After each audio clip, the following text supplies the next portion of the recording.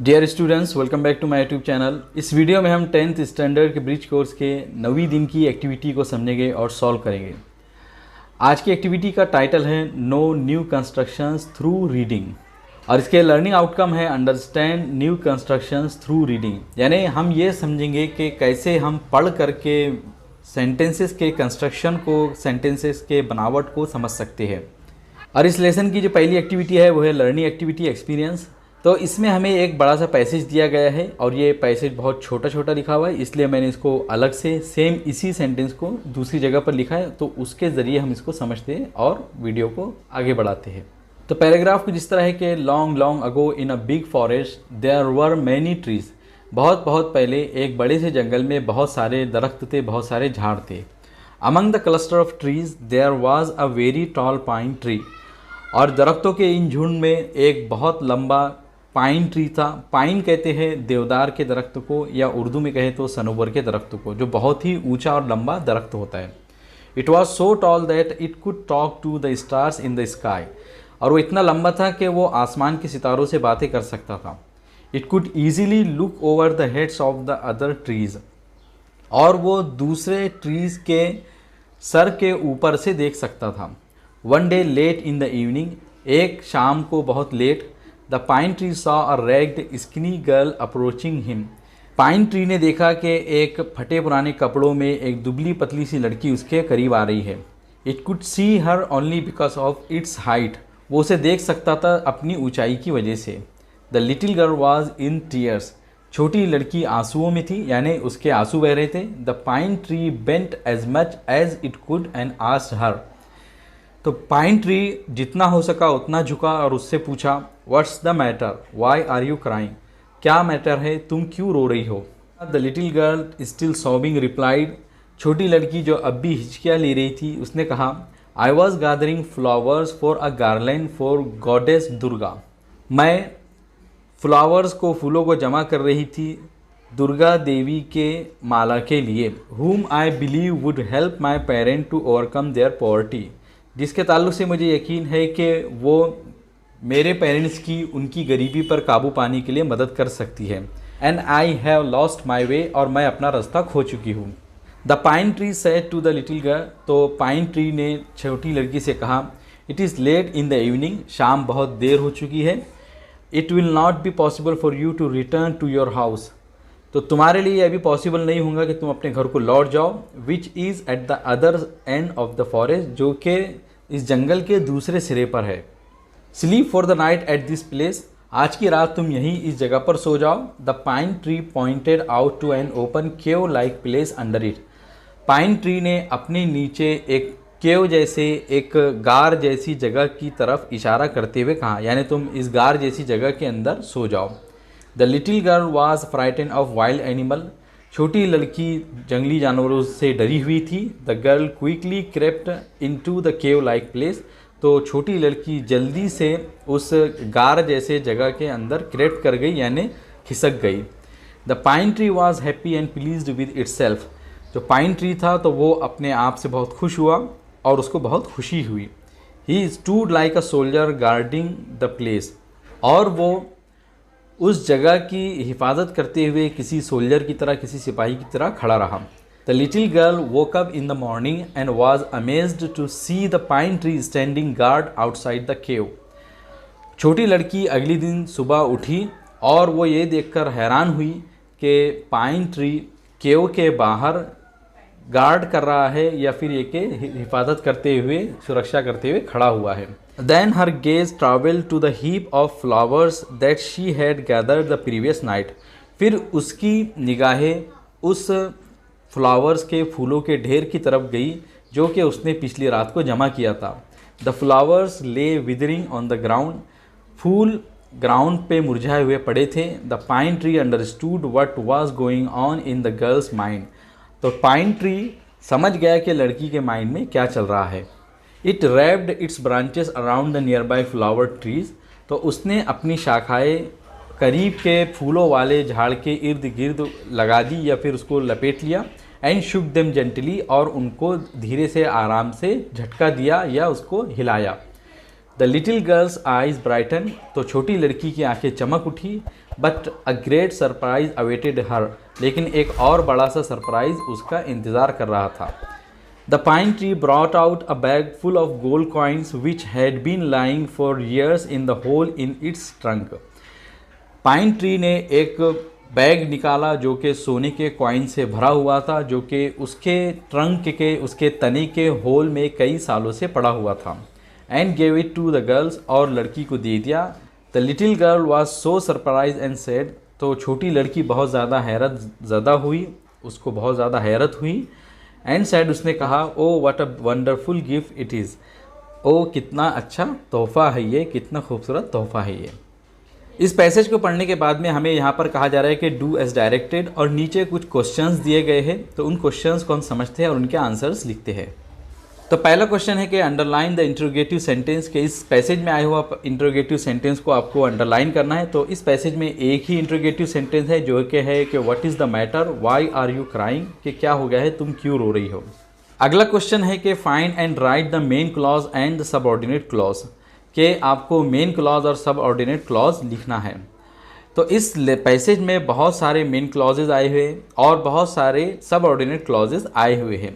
अगर आपके टीचर कहे कि एक मेन क्लॉज और एक सबऑर्डिनेट क्लॉज लिखना है तो आप इसमें से कोई भी लिख सकते हैं, और अगर आपके टीचर कहे कि सभी मेन क्लॉजेज इस पैसेज में जितने आए हुए सब लिखने हैं, तो यहाँ पर मैंने पूरी लिस्ट दे दी है।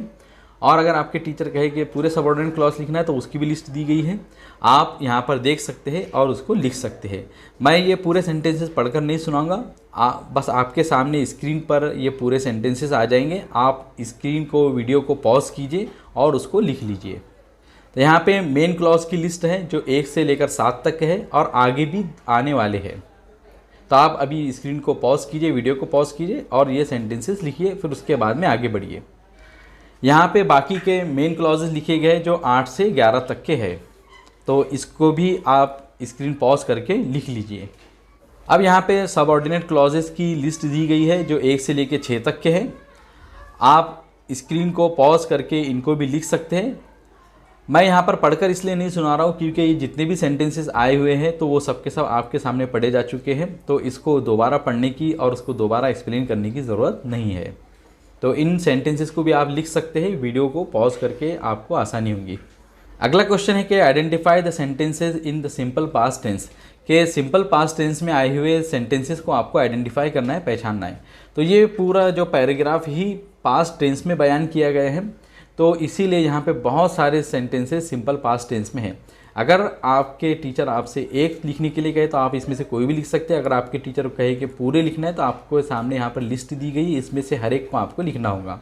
तो इन सेंटेंसेस को मैं पढ़कर नहीं सुनाऊंगा, आपको इसको वीडियो को पॉज करना है और उसके बाद में आप इन सेंटेंसेस को लिख सकते हैं।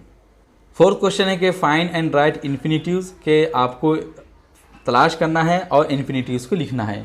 तो यहाँ पे इस सेंटेंस में, इस पैसेज में आए हुए इन्फिनिटिव्स है to talk, to look, to see, to overcome, to return, to stand, to guard और टू वेक। फिफ्थ क्वेश्चन है कि find and write the exclamatory sentences, क्या आपको इस पैसेज में आए हुए एक्सक्लेमेटरी सेंटेंस को ढूंढना है और लिखना है। तो इसमें एक ही एक्सक्लेमेटरी सेंटेंस है जो कि है ओ what a wonderful gift it is. Sixth question है कि अंडरलाइन द फाइनाइट वर्ब, के इस सेंटेंस में, इस पैसेज में आए हुए फाइनाइट वर्ब्स को आपको अंडरलाइन करना है। तो आंसर में ये पूरे के पूरे लिखे गए हैं, आप इसको वीडियो को पॉज कीजिए और जहाँ पर भी पैसेज में आए हुए तो उनको अंडरलाइन कीजिए। 7 क्वेश्चन है कि फाइंड आउट द फॉलोइंग, से नीचे आई हुई चीज़ों को तलाश कीजिए। तो इस क्वेश्चन में हमें सिंपल सेंटेंसेस, कंपाउंड सेंटेंसेस और कॉम्प्लेक्स सेंटेंसेस की एग्जांपल्स तलाश करना है। ए में देखिए कि सिंपल सेंटेंसेस जितने आए हुए हैं सबको मैंने लिख लिया है, आप वीडियो पॉज करके इनको लिख सकते हैं। बी में कंपाउंड सेंटेंसेस लिखे गए हैं, तो इनको भी आप देख लीजिए और इनको भी लिख लीजिए। और सी में कॉम्प्लेक्स सेंटेंसेस है, तो इनको भी आप लिख सकते हैं और अपनी एक्टिविटी को कंप्लीट कर सकते हैं। अब आगे की एक्टिविटी है सॉल्व एक्टिविटी, डेमो एक्टिविटी। इसमें कहा जा रहा है कि teacher explains the following activity with the help of above points, कि टीचर नीचे आई हुई एक्टिविटी को ऊपर के पॉइंट्स की मदद से हल करने की कोशिश करें। तो यहाँ पर हमको एक और पैराग्राफ दिया गया है, इस पैराग्राफ को समझते हैं और आगे उसके क्वेश्चंस को हमको सॉल्व करके दिया गया है। तो पैराग्राफ कुछ इस तरह है कि one morning there was a loud knock at Dean Swift's door, के एक मॉर्निंग डीन स्विफ्ट के दरवाजे पर एक नॉक हुई, एक किसी ने दरवाजे को ज़ोर से दस्तक दी, ज़ोर से दरवाजे को खटखटाया। द सर्वेंट ओपन इट, तो नौकर ने दरवाज़ा खोला। A man handed her a fine duck and said, तो एक आदमी ने उसको एक अच्छी सी डक बतख थमा दिया और कहा, here is a present for the dean, dean के लिए ये तोहफ़ा है। It is from mister Boyle, जो कि मिस्टर बॉयल की तरफ से है। Without a word he walked away, एक लफ्ज़ एक शब्द कहे बगैर वो चले गया। Mister Boyle was sporting neighbour, mister Boyle जो कि एक स्पोर्ट पसंद करने वाले नेबर थे। And he was an admirer of Dean Swift, और जो कि डीन स्विफ्ट के एडमायरर थे, उसके प्रशंसक थे। द नेक्स्ट टाइम, अगले दिन, द मैन ब्रॉट अ कोयल, तो उस आदमी ने एक बटेर लेकर आया। कोयल एक परिंदे का नाम है जिसे बटेर कहा जाता है। Here is something else for the dean, ये डीन के लिए कुछ और भी है। ही सेड रफली and tossed it into the servants arm, उसने रफली कहा यानी खुरदरे लहजे में कहा और उसको नौकर के हाथ में उछाल दिया। That fellow has no manner she said, तो उसने कहा, यानी जो मैड थी या सर्वेंट थी, उसने कहा कि उस आदमी को कोई मैनर्स ही नहीं है। The next time he comes, अगले दिन जब भी आएगा या अगले टाइम जब भी आएगा, सेड द डीन, डीन ने कहा, लेट मी नो, मुझको कह देना, and I will go to the door, तो मैं दरवाजे तक जाऊंगा।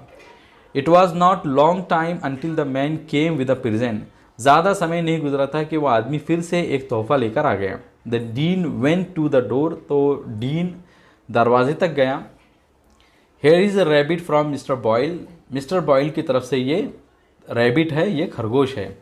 सेड द मैन, आदमी ने कहा, सी हेयर, इधर देखो। Said the dean in a stern voice, डीन ने एक सख्त लहजे में, सख्त टोन में कहा, that is not the way to deliver a message, message deliver करने का ये कोई तरीका नहीं है।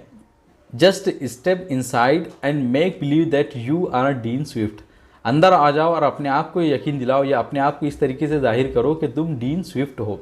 आई will go out and make believe that I am bringing him a present, और मैं बाहर जाऊंगा और मैं अपने आप को ऐसा बताऊंगा कि मैं उसके लिए यानी डीन स्विफ्ट के लिए कोई तोहफा ला रहा हूँ, प्रेजेंट ला रहा हूँ। I will agree to that, मैं इस पर अग्री करता हूँ। सेड द मैन, उस आदमी ने कहा। एंड ही स्टेप्ड इनसाइड, और वो अंदर चले गया। The dean took the rabbit and went out, dean ने रैबिट को लिया और वो बाहर चले गए।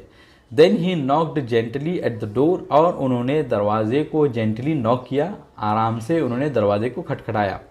The door was open by the man, तो दरवाज़ा उस आदमी के ज़रिए खोला गया। द डीन बोर्ड, तो डीन झुके, एंड सेड, और उन्होंने कहा, if you please sir mister Boyle's compliments, अगर आपकी खुशी हो तो मिस्टर बॉयल की ये कम्प्लीमेंट्स हैं। And he wishes you to accept this fine rabbit, और उनकी ख्वाहिश है कि आप इस अच्छे से रैबिट को, इस अच्छे से खरगोश को कबूल कर ले। ओह थैंक यू, तो उस पर उसने कहा कि बहुत शुक्रिया, धन्यवाद। Said the man very politely, उस आदमी ने बहुत ही पोलाइटली कहा। Then he offered the dean a shilling, और उसने डीन को एक शिलिंग दे दी, एक पैसे का, एक सिक्के का सिक्का भी दिया। And here is something for your trouble, और तुम्हारी परेशानी के लिए कुछ है, तुम्हारे लिए भी है। The lesson in manners was not forgotten, और उस मैनर्स के अंदर एक ऐसा लेसन था जिसको कि कभी भुलाया नहीं गया। The man was always very polite when he brought his present, और वो आदमी हमेशा बहुत ही पोलाइट होता था जब कभी वो कोई प्रेजेंट को लेकर आता था। And the dean always gives the man a tip for his trouble, और डीन ने हमेशा उस आदमी को एक टिप दी उसकी परेशानी के लिए। Jonathan Swift often called dean Swift, Jonathan Swift जिनको के अक्सर डीन स्विफ्ट कहा जाता है, was famous as a writer, वो एक राइटर के तौर पर मशहूर थे। अमंग अदर बुक्स, उनकी और भी बहुत सारी किताबों में, ही रोट गलिवर्स ट्रैवल्स, उन्होंने गलिवर्स ट्रैवल नामी किताब भी लिखी। अब यहाँ पर कुछ क्वेश्चंस दिए गए हैं और उनके आंसर्स भी दिए गए हैं।